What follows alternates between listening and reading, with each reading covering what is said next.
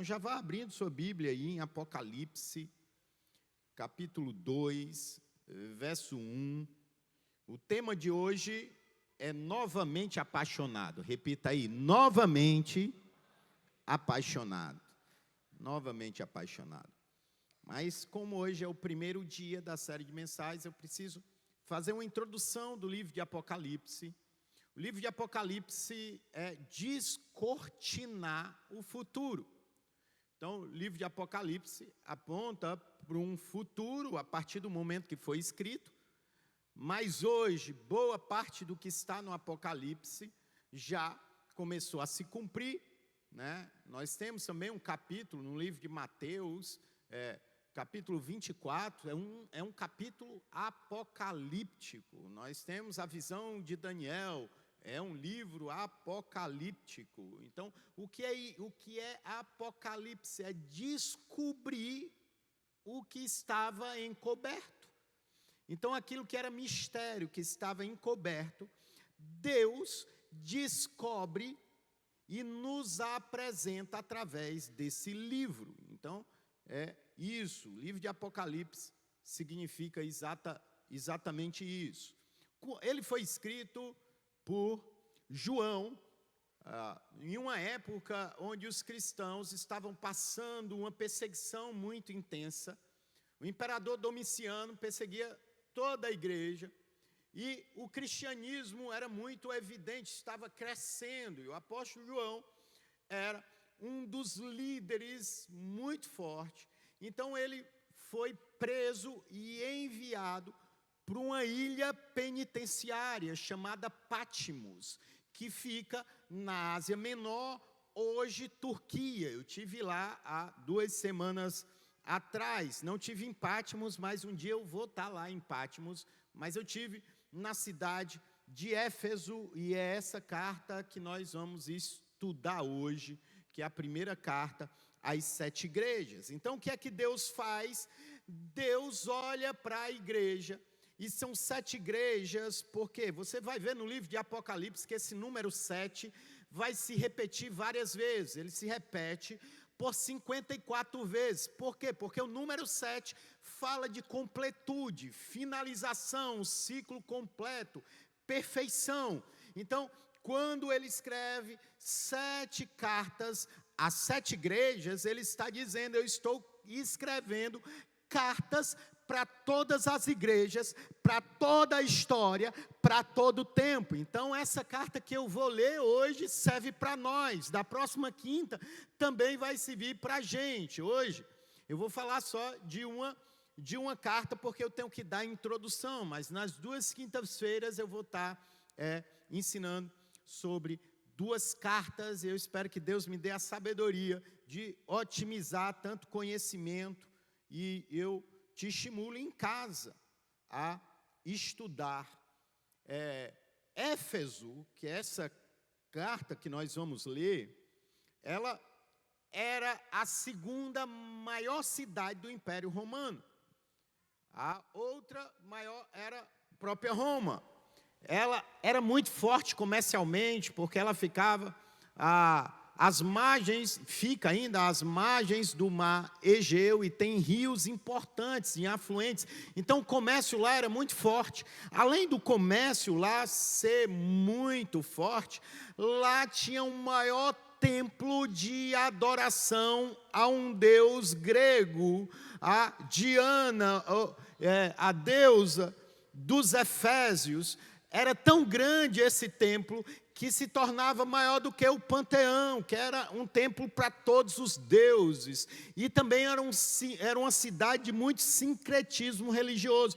Pessoas viajavam de todos os lugares para comprar os amuletos e pergaminhos de Éfeso, porque dizia que protegia os filhos, protegia os viajantes. Então, era uma cidade que se movia comercialmente através de negociação de produtos, mas o grande faturamento e o grande negócio da cidade era o comércio religioso. Então, ela vivia nisso. Paulo, na sua 2ª viagem missionária, ele para um tempo ali em Éfeso. No começo ele tenta entrar, e ele diz que o Espírito Santo de Deus impediu ele de entrar, e aí ele foi abrir uma igreja, né? Ele dormia e viu um homem no seu sono dizendo: vem e passa a Macedônia. Então ele passou a Macedônia, e ele foi aportar em Filipos e fundou a igreja em Filipenses. Mas depois, voltando na sua viagem, ele aporta em Éfeso e começa a pregar, mas o trabalho ainda não é evidente. Na sua terceira viagem missionária, Paulo fica nessa cidade por 3 anos e não escolhe essa cidade à toa. Essa cidade passa a ser um centro apostólico de preparação de missionários. Além de Paulo, depois ele envia o seu filho de ministério, Timóteo, para pastorear lá.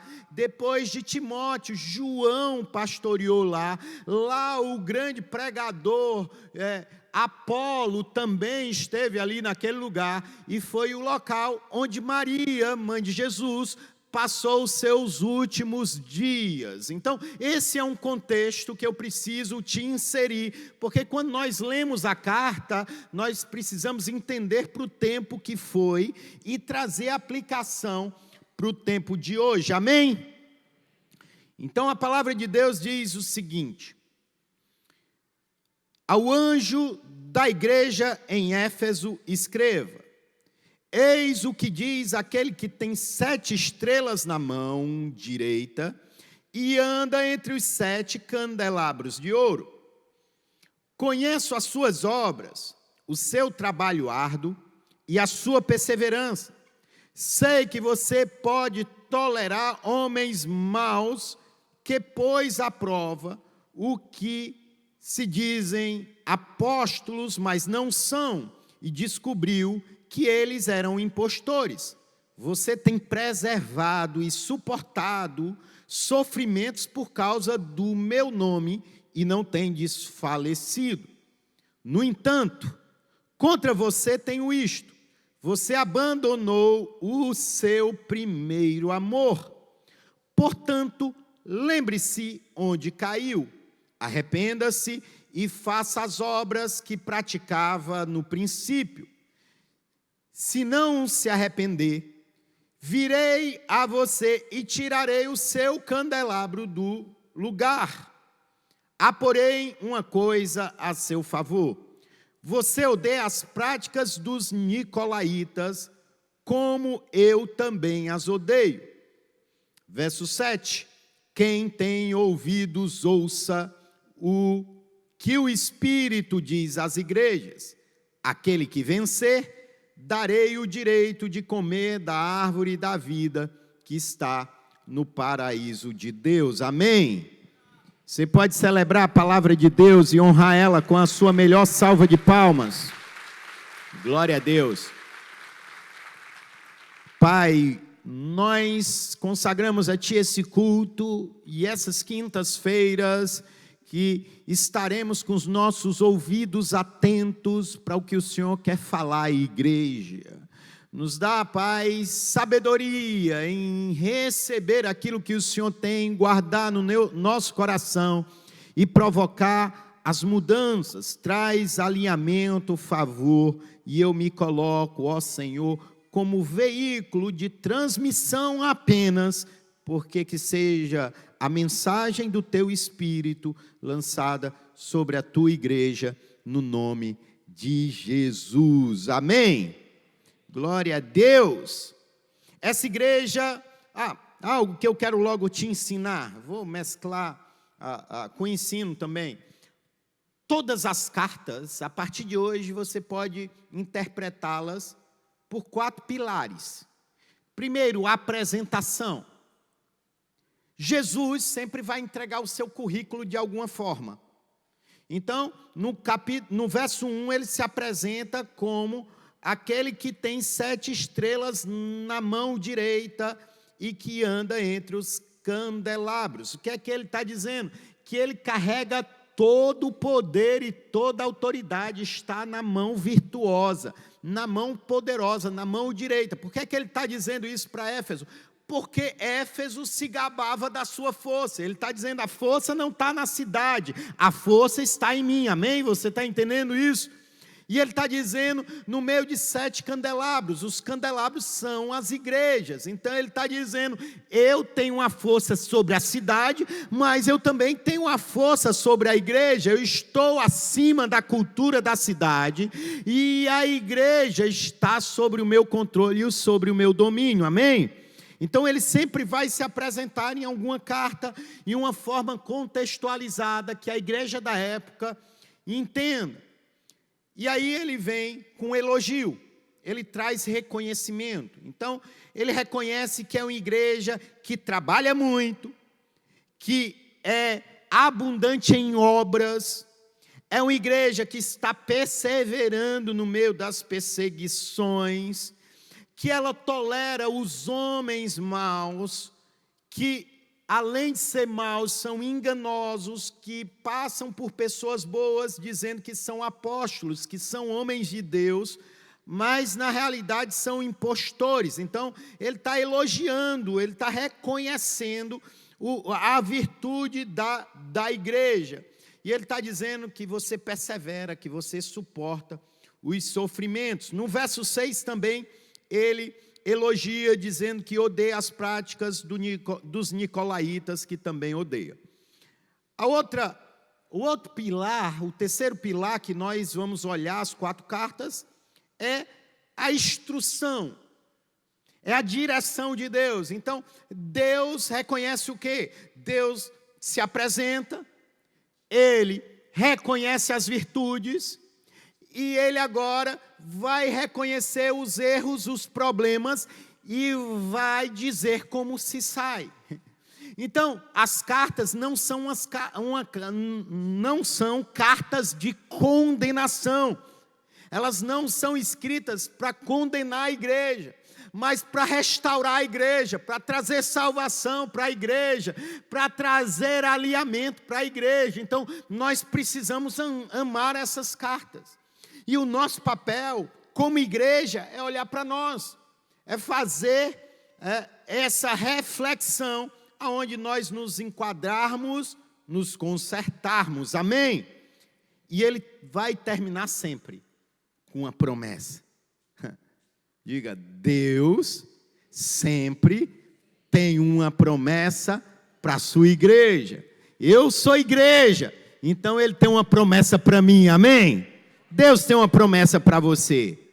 E ele termina com a promessa dizendo, aquele que tem ouvidos, ouça o que o Espírito diz às igrejas. Aquele que vencer, darei o direito de comer a árvore da vida que está no paraíso. Então, toda vez que você for ler a carta, você vai ver apresentação, elogio, uma introdução / exortação, e se corrigir o caminho, acessa a promessa, amém? Essa carta, toda carta é a carta de um noivo apaixonado para uma noiva que deve ser apaixonada. Essa carta sacode a gente com isso. Deus nos entrega essa carta para nos dar segurança, amém?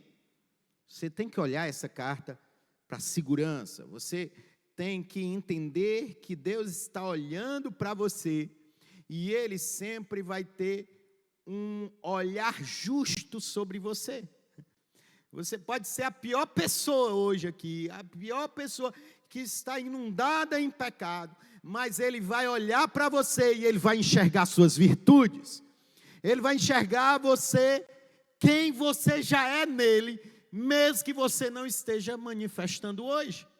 Por isso que sempre Ele vai te entregar algo. Você foi feito de modo especial. Olhe para quem está do teu lado e diz, você foi feito de modo especial. E quanto mais você buscar Deus, você vai se encontrar nele. Aleluia! Essa igreja tem uma virtude, fidelidade. Diga, fidelidade é uma virtude que agrada a Deus. Então nós precisamos aprender logo com essa carta aqui. Quando eu sou fiel num casamento, eu estou honrando a Deus. Quando eu sou fiel nos meus negócios, eu estou honrando a Deus. Quando eu sou fiel à minha palavra, eu estou honrando a Deus. Quando eu sou fiel a lideranças, eu estou honrando a Deus. Fidelidade é uma expressão que agrada a Deus. Muitas vezes nós queremos expressar de várias maneiras honra a Deus. Não adianta entregar muita coisa a Deus se você não é fiel a Deus, porque você se torna parecido àquele que você é fiel. Olha, casamentos que andam em infidelidade, você vê que a esposa adquire comportamentos do marido e o marido adquire comportamentos da esposa. Vocês já viram que os dois vão se ajustando, porque a aliança traz esse ajuste. E, irmão, pense que casamento casamento é o refino do caráter do homem. Irmão, a gente ajusta caráter no casamento. O casamento vai nos moldando. E é assim que Deus enxerga. Ele está falando o quê? É um noivo que vai casar com a noiva. Então ele está o quê? Se adequando. Ele está se moldando. Na realidade não é Deus se moldando, é Deus moldando a igreja, porque Deus é perfeito. Amém? Então, essa era uma igreja que era fiel. Era uma igreja que era próspera, era uma igreja em que tinha uma boa mensagem, era uma igreja que conhecia a palavra de Deus, era uma igreja, sabe, que estava crescendo em condições numéricas. Era uma igreja que era envolvida com a obra, que se preocupava com o social. Era uma igreja que estava preocupada em pregar o evangelho. Era uma igreja que estava preocupada com o ensino. Era uma igreja que aprendeu a lidar com as perseguições. Mas é uma igreja que esqueceu de amar. 1 Coríntios capítulo 13, não vale fazer nada sem amor. Por isso que o tema da mensagem é novamente apaixonado. Preste atenção, tudo que você na vida fez apaixonadamente, você inspirou pessoas. Você tirou o melhor, não só seu, mas dos outros. Esses dias foram dias de ir muito a consultório para checar sobre o meu ombro. Eu estava esperando o médico me atender e um rapaz olhou para mim e disse: o senhor, o pastor Davi da Comunidade das Nações? Eu disse: é ele mesmo. Aí ele disse: eu quero lhe agradecer. Eu disse: o que foi que eu lhe fiz? Disse: eu quero lhe agradecer pela sua entrega pela igreja, pela inspiração que você é, pela relevância da sua palavra. Rapaz, ele começou a me elogiar tanto que eu comecei a duvidar se ele estava falando de mim mesmo. Mas ele estava falando do Espírito Santo, que todo elogio ali era para o Espírito Santo. E aí, eu gosto de pessoas que fazem perguntas inteligentes. E ele diz: se o senhor fosse dar um conselho para novos pastores, que conselho você daria? Eu acho que ele esperava uma resposta teológica, eu acho que ele esperava uma resposta relacionada à liderança, mas eu disse para ele: olha, o conselho que eu dou para todo pastor e para quem quer exercer o pastorado, seja apaixonado por Jesus. Porque quando nós somos apaixonados por Jesus, nós vamos entregar sempre o melhor. Se você for apaixonado por Jesus, você vai entregar o melhor no seu casamento, vai entregar o melhor para os seus filhos, você vai entregar o melhor no seu trabalho, porque quem é apaixonado por Jesus se transforma nele. Olha, você é transformado pelo que você é apaixonado. Preste atenção, a pessoa que é apaixonada por futebol, você já vê como é que ela anda. Você já sabe que é jogador de futebol.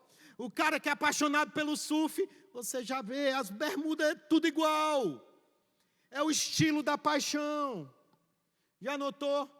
Jovem. Se tem uma coisa que jovem tem naquela fase da adolescência, é fedor, né?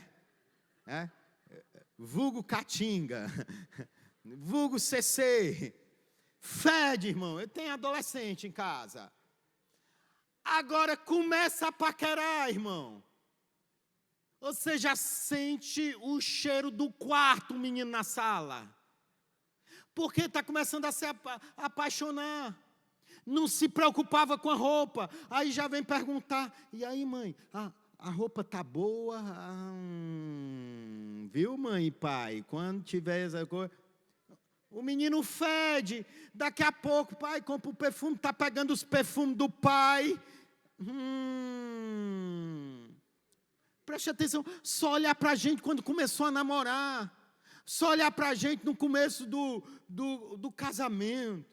E o grande segredo espiritual para chegar bem no final é continuar apaixonado.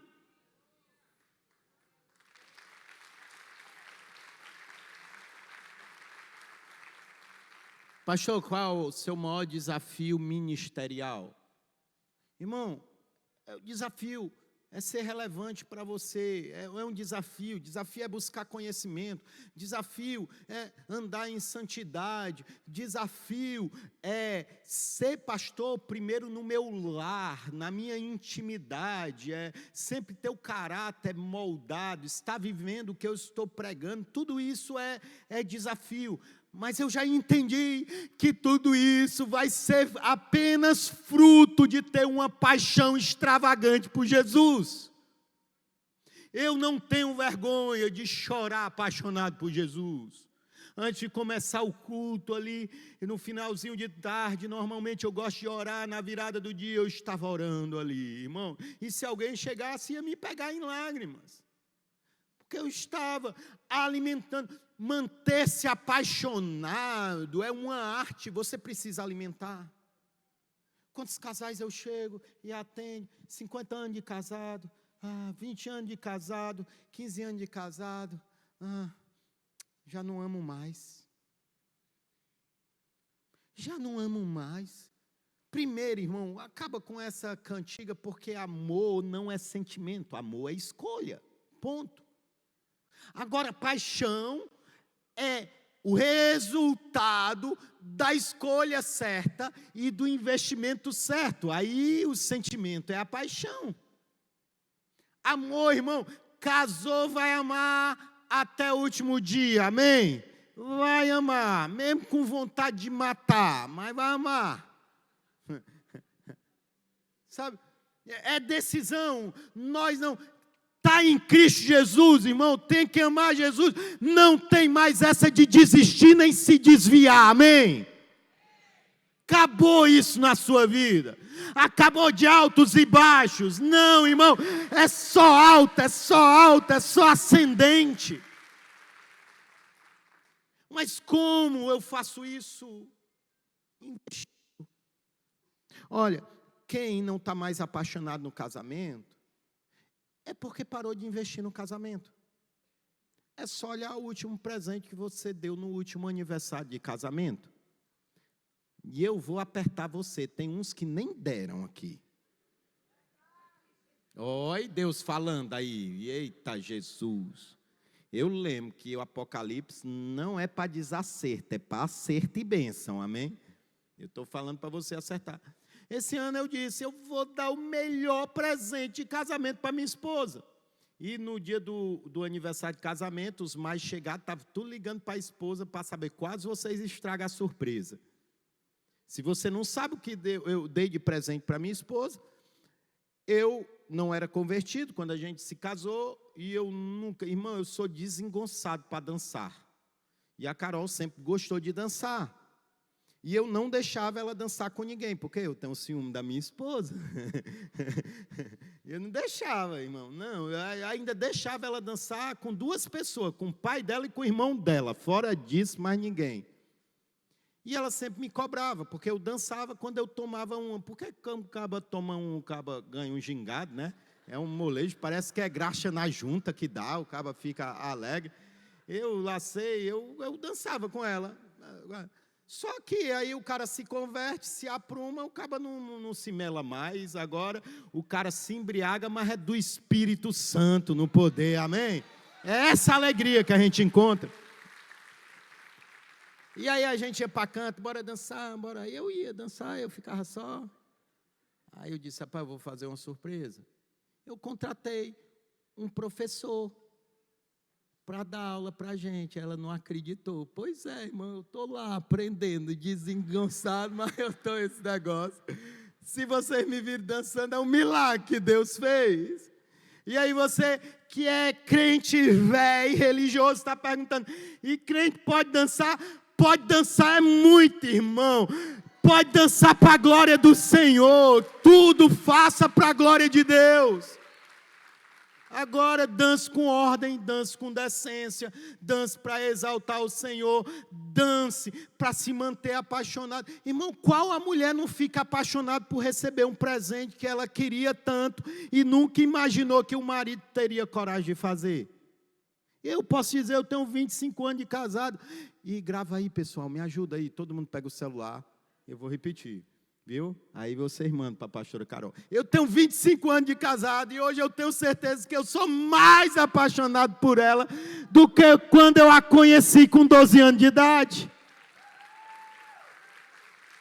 Arriar dos 4 pneus, o que você for, eu sou apaixonado. Mas por que é que eu sou apaixonado? Porque eu sou intencional em investir. Na vida espiritual a mesma coisa. Quer ser apaixonado por Jesus? Invista. Como eu invisto? Não quero ir para a igreja hoje. Você vai, nem que você não queira. Faz igual eu lá em casa. Tem dia que eu não quero ir para a igreja. Não vou para a igreja hoje não. Aí minha mãe disse, você vai. Eu disse, vou não, mãe. Não tem quem me faça. Me dê um motivo para eu ir para a igreja hoje. Se a senhora me der um motivo justo, eu vou. Eu disse, tá bom, você é o pastor. Então, ela deu o motivo certo, eu tive que vir. Entenda, ser apaixonado precisa ter investimento.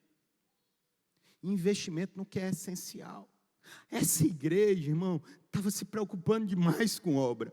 Estava se preocupando demais com ensino, mas esqueceu de ter intimidade.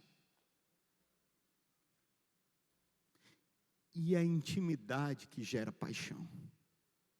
Sabe por que eu sou apaixonado pela minha esposa? Porque eu tenho tanta intimidade com ela, que eu não tenho nenhum segredo com ela.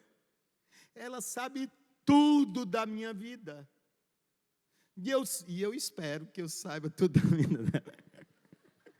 Com certeza eu sei tudo da vida dela. A gente resolveu. Dou o que doer, a gente fala a verdade um para o outro. Dou o que doer. Ah, pastor, quer dizer que vocês são perfeitos, vocês não brigam, não? Irmão, tem umas faísquinhas, mas chegou um tempo na nossa vida que parece que a gente esqueceu o tempo que brigou. E de vez em quando eu arranjo uma briga, irmão. Porque coisa boa é fazer as pazes, não é não? É bom demais. É bom demais reconciliar. A gente briga, eu faço uma raivinha, eu sou meio arengueiro. Mas o que eu quero te dizer hoje, que não adianta o tempo teu de evangelho, que não adianta o teu trabalho na obra, a tua ênfase ministerial, suar, trabalhar de manhã, de tarde, de noite, estar em 10 ministérios. Não adianta ganhar 1000 pessoas para Jesus e você esquecer de ter intimidade com o Senhor. Porque a intimidade gera paixão. Diga, a intimidade gera paixão. Primeiro passo para a intimidade, presença. Tempo de qualidade. Pare de entregar o seu pior tempo para quem você mais ama. A gente se mata no trabalho, chega, irmão, aguenta abuso de cliente, aguenta abuso de patrão, aguenta abuso de todo mundo, mas chega em casa com quem a gente mais ama. Uma agulha que cai, começa a confusão. Você está entregando o teu pior para quem você mais ama. Tolera todo mundo. Uma pessoa chegou para mim e disse: pastor, eu lhe respeito e tal, mas não ando mais na igreja, não. Disse: por que você não anda mais na igreja? Não, porque eu estava na igreja, estava prestes para me batizar, e eu mexia com o negócio de emprestar dinheiro, alugar carro, e eu emprestei para uns irmãos. E não é que os safados me enrolaram? Na igreja, pastor, eu disse, e eles estavam no lugar certo. No lugar certo. Porque a igreja é lugar de conserto. Igreja não é lugar de gente perfeita. Igreja é lugar de pessoas que reconhecem os seus erros e reconhecem que necessitam de Jesus para mudar, irmão.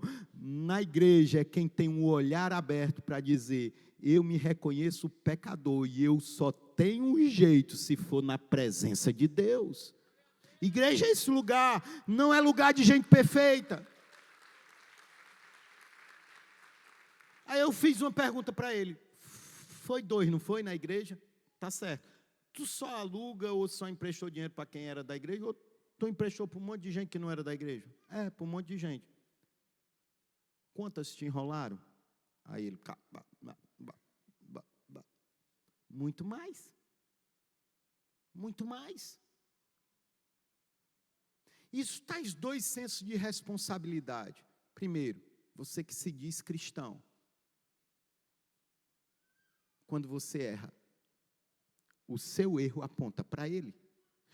Quando você acerta, o seu acerto aponta para ele. Por que é que Deus escreve essas 7 cartas para ele dizer assim: eu quero que minha igreja aponte para a minha glória. E para isso ela precisa se consertar. No caso da igreja de Éfeso, era uma igreja pujante, grandiosa, era uma igreja cheia de membros, era uma igreja poderosa. Para você ter ideia, na segunda viagem missionária do apóstolo Paulo, na terceira viagem missionária, que ele passou 3 anos, para você ter ideia, as pessoas começaram a se converter. Passou 3 meses pregando na sinagoga para os judeus. E começou os judeus a se converter. Sabe o que eles fizeram? Expulsaram Paulo da sinagoga. Aí Paulo procurou a escola de Tirano. E no intervalo em que Tirano não usava para ensinar, que era o intervalo da soneca de 11 às 4 da tarde, porque eles dormiam nesse período, ele usava para pregar o evangelho.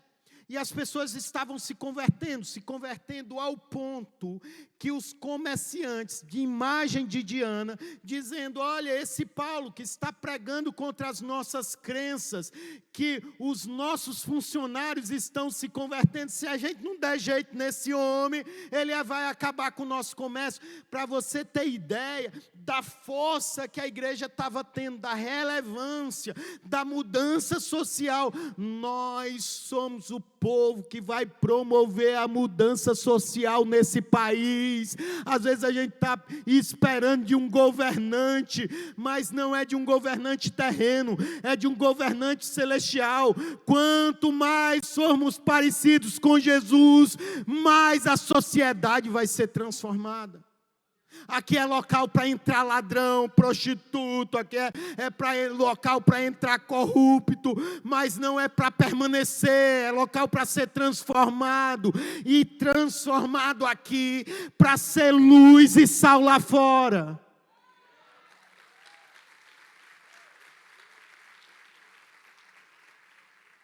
Nós carregamos essa responsabilidade,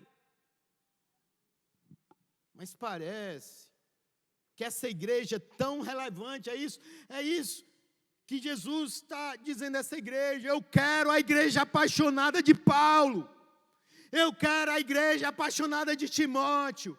Eu quero a igreja apaixonada de João, que deu a vida pela obra.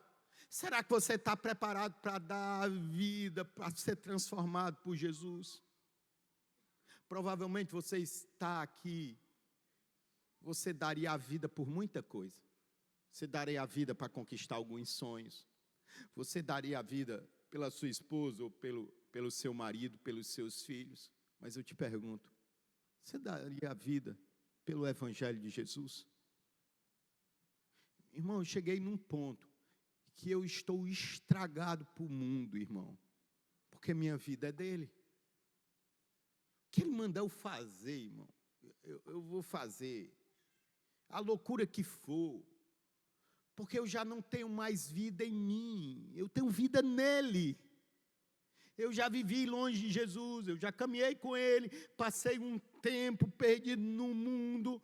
Irmão, eu não quero outra coisa, eu já sei quem eu sou em Cristo, e quanto mais eu me descubro, mais parecido com ele eu fico, e a alegria se torna independente das circunstâncias.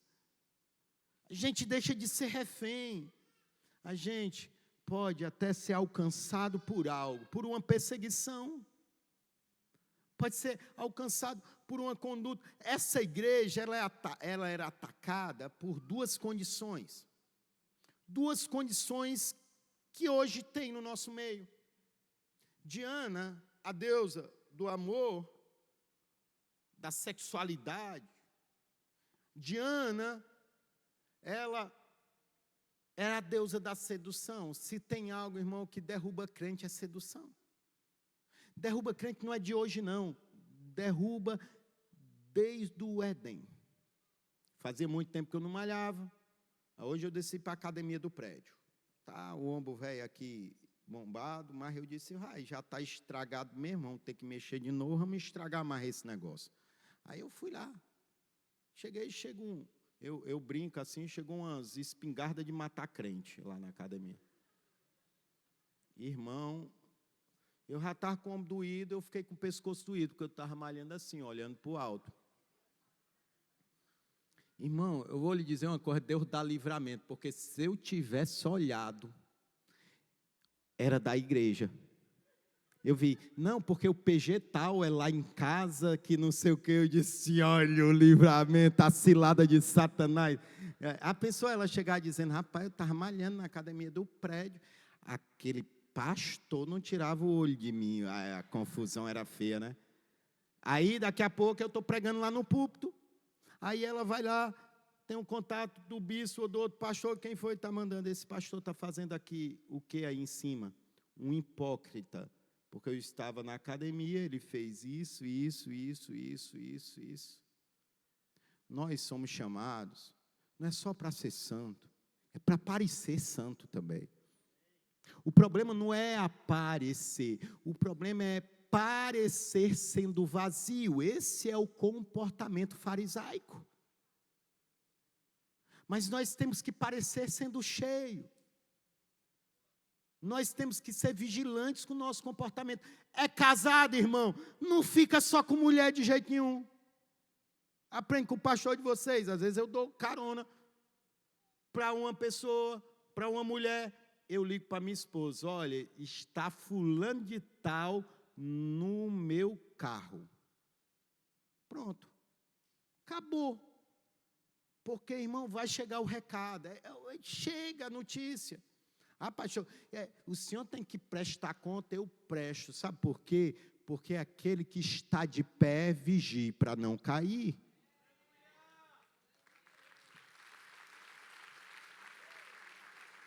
Acabou.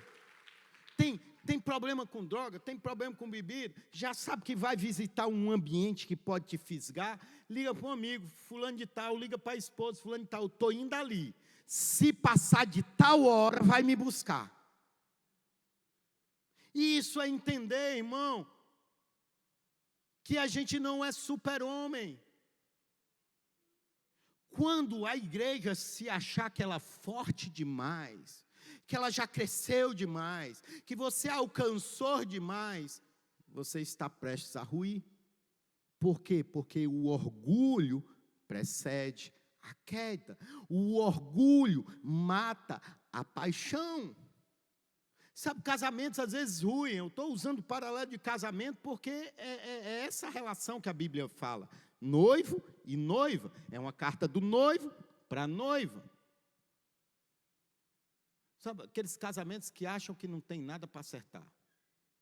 Ah, irmão, marido, se você acha que sua mulher não tem nada para acertar com você, desconfie, ela está armando um golpe.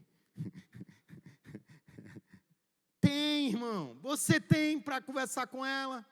Vem quando tem um acerto, aí eu tenho, quando a mulher diz, não, queremos conversar, eu disse, ok, daqui a 2 dias eu entro em jejum e oração, irmão. Tem. A gente tem que andar acertado o tempo todo. Por isso que a Bíblia fala que a gente não deve dormir sobre a nossa ira. Ele está dizendo, em outras palavras, ande resolvido. Diga, quem anda resolvido, anda apaixonado. Porque quem anda resolvido, anda sem problema. Você está pensando que você não vai ter problema na vida? Eu acho que você nunca ia receber uma profecia dessa. E muitos não vão querer receber essa pela fé, já está dando glória a Deus e recebendo. Eu quero declarar que você vai ter muito problema na sua vida. Só deu amém quem me escuta muito pregar. Porque problema é promoção. Só não queira problema quando você não tem habilidade para resolver. Mas se Deus te permite viver problemas, é porque Ele te capacitou para resolver.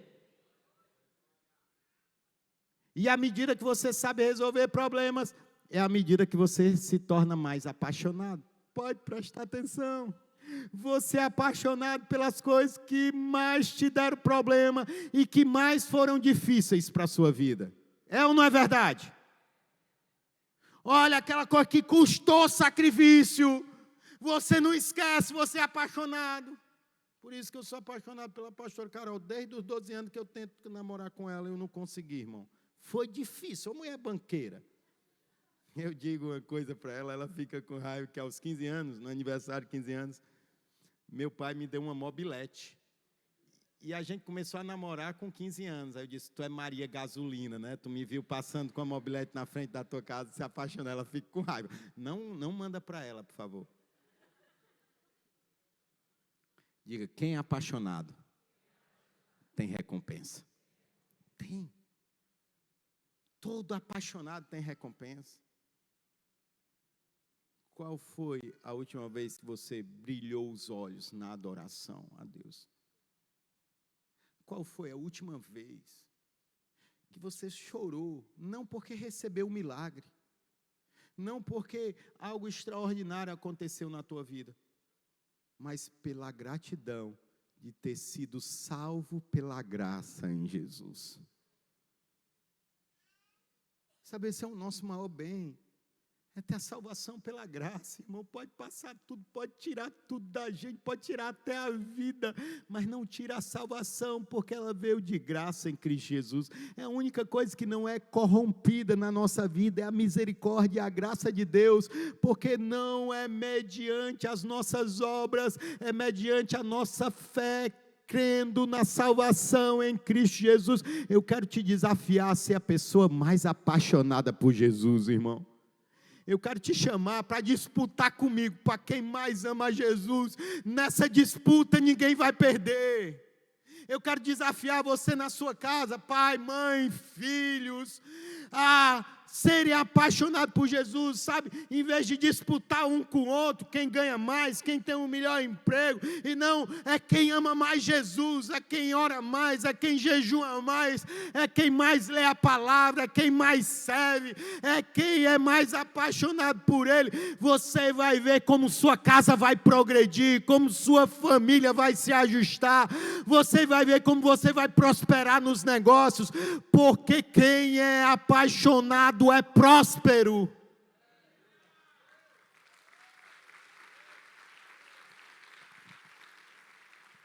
Quem é apaixonado é próspero.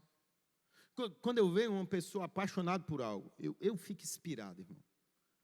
Sabe, você senta do lado de uma pessoa, sabe, uma pessoa que, vai lá, gosta de automobilismo. Ela começa a falar de 1970 e tanto, João Manuel Fangio, que corrida tal. Aí outro que é apaixonado por futebol, das escalações do time todinho. E eu digo, uau, você fica, sabe? Eu não sei se vocês ficam energizados quando você está de lado de uma pessoa apaixonada.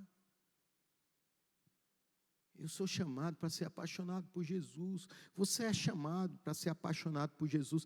A igreja precisa corresponder à paixão de Deus. Marido, corresponda à paixão da sua esposa. Esposa, corresponda à paixão do seu marido. Eu quero te despertar para a paixão, sabe? E eu lembro das loucuras, porque, sabe, o apaixonado faz loucuras, e nós somos loucos para esse mundo, amém? Sabe por quê? É loucura para um jovem que está aqui, aí começa a namorar, todo mundo se relacionando, e o jovem dizendo assim, não, nós vamos namorar em santidade, eu vou botar a minha carne no lugar. É loucura para o mundo. Só apaixonado por Jesus consegue se manter em santidade, honrando a Deus pela palavra. Só um apaixonado, irmão, eu já passei por isso, liso, batendo, cheque especial, num negócio, irmão, para ganhar muito dinheiro, tudo fechado. Daqui um mês ia receber uma graninha mais ou menos na dimensão de poder comprar um apartamento na beira-mar, para você ter ideia. E uma semana antes de receber o dinheiro, uma pessoa senta e diz, você só vai receber se você der tanto para fulano. Eu disse, como é? Isso é propina, né? Não, é porque, sabe, ele vai facilitar o negócio. Eu disse, amigo, o dono da empresa não permite isso. Aí o cara, você não é o dono da empresa, não? Não. O dono da empresa se chama Jesus Cristo. Só um apaixonado faz uma loucura dessa. E hoje eu vejo que o que eu não negociei há 15 anos atrás, eu recebi muito mais do Senhor. Se antes eu tivesse tocado, talvez teria ruído, mas o que a gente recebe do Senhor, a gente recebe firme. Aí por isso que você não entende, pastor, por que eu não venço o pecado? Ou pastor, por que eu não consigo andar na linha? Ou pastor, por que Porque você não investiu em ser apaixonado. Porque você está aqui no pecado, mas quando você começa, estava no pecado, aí você se volta para a paixão, para Jesus. Você só vai estar se afastando. Porque quanto mais apaixonado você é, mais você se aproxima, mais você tem intimidade, mais você tem envolvimento. E quando você tem uma paixão correspondida, mais você quer, não é assim? Eu quero te dizer algo, que a sua resposta de paixão por Jesus sempre vai ter uma resposta. Você sempre vai ser correspondido. Por isso que todas as cartas acabam com a promessa. Ele está dizendo, olha, sabe qual é a promessa do apaixonado? Qual é a promessa? Alguém lembra da carta aqui? Vamos lá, eu estou só. Bora terminar? Qual é a promessa da carta? Ele vai restaurar o quê? Ele vai dar acesso ao quê? O que é a árvore da vida?